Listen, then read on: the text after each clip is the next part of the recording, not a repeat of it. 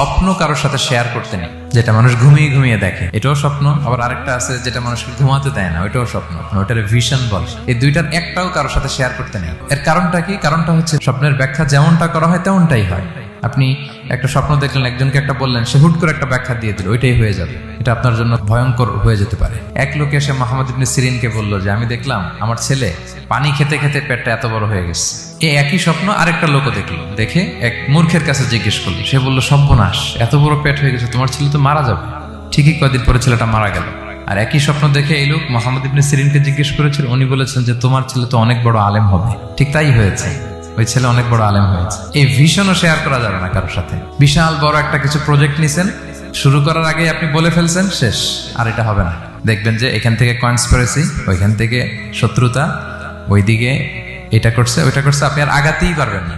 So specially যদি কোনো ভালো স্বপ্ন দেখেন, এট দ্য সেম টাইম খারাপ স্বপ্ন যদি দেখেন, এটা আপনি শেয়ার করবেন না কারোর সাথে। কারণ স্বপ্ন এটা কেবলমাত্র মন মস্তিষ্ক প্রসূত কোনো বিষয় না। মুমিন জীবনে এটা অনেক অর্থবহ। মাঝে মাঝে স্বপ্নের মাধ্যমে আল্লাহ মানুষকে বার্তা দেয়, ইলহাম পাঠায় স্বপ্নের মধ্য দিয়ে। যার জ্ঞান নেই বা ব্যক্তিগত জীবনে পাপী, ভালো মানুষ নয় বা হিংসুক টাইপের, এদের কাউকে আপনার কখনো স্বপ্ন শেয়ার করবেন না। ভালো স্বপ্ন দেখলে শুকরিয়া